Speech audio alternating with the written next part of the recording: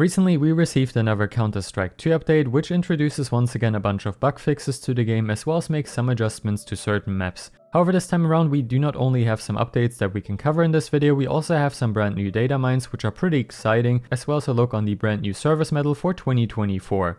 As always, of course, the timestamps will be in the description down below, so if you want to skip ahead to a specific topic, feel free to do so. Let's start off with the regular patch for the 13th of December. For the gameplay changes, Valve finally added back the shell eject effects for shotguns, which have been missing for quite some time now. I personally didn't even notice that these were missing, but it's good to see they've added these ones back. We've also received some changes for the buy menu. If you already have a primary weapon equipped and try to buy another one instead of throwing the weapon relatively far away, which is how it was before this update, the weapons are now dropped right below you. Moving on to the miscellaneous changes. Let's take a look at the brand new service medal for 2024, which will be available starting January 1st. This is going to be level 1 of the service medal, this is going to be level 2, and this is going to be level 3. In my opinion, a pretty unique design for a service medal, which kind of reminds me of the Gamma case design. Valve addressed an issue that prevented some of the older demos from being played back, which is really great news in my opinion, and we've also received some fixes for multiple exploits that allowed adding non-text data into user interface labels. These exploits were already fixed a couple of days ago with one of the small patches that Valve released, however I think they just wanted to include this in the official patch notes.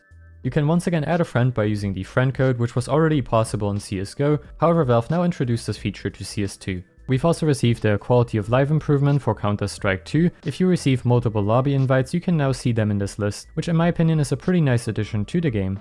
As per usual, we've received the adjusted rare values of some stickers, this time around however for community-made stickers to better match CSGO. I personally didn't spot any differences here, so if you know more about this particular patch note, feel free to leave a comment down below. It would be very much appreciated. And now we've already arrived at the map changes. This time around we've received some adjustments for Overpass as well as for Ancient. On Overpass, they've adjusted the clipping to remove exploitable ledges and improve player movement. I assume this refers to players being able to surf on certain ledges, which you can see on screen right now. This is how it looked like before this update, and this is how it looks like after this update. As you may have noticed, this isn't fully fixed yet, and I'm pretty sure we will see another patch note similar to this in the near future. Valve also added the brand new metal railing sounds, which were previously missing on Overpass. However, once again, some of the railings still did not receive the brand new sounds, which is quite confusing, so I'm pretty sure we will see the same patch note in the future again. Overpass also received some adjustments to its lighting as well as to some shadows, starting off with Bombsite A, where they adjusted some of the shadows. They've moved the metal piece on the SWAT van slightly down, as well as adjusting some other small details. As an example, these railings here. Connector has seen some pretty drastic changes to its lighting, which definitely seems like an overall upgrade in my opinion, as well as adding a lot of missing shadows, which you can see on screen right now. Moving on to Ancient, where Valve adjusted the grenade clipping volume at the cave entrance, as well as changing the middle of the map, which you can see on screen right now, which wasn't mentioned in the patch notes. The small gap in donut is also still present, but to be honest, this one isn't really noticeable, so it doesn't really matter. It's just something I wanted to point out. Before we move on to the data mines, I would like to highlight that trade-ups are finally working again. Some of you guys pointed out to me that these haven't been working for quite some time now, but it seems like after one of the most recent updates, this was addressed by Valve. As you can see, trade-ups are now once again working.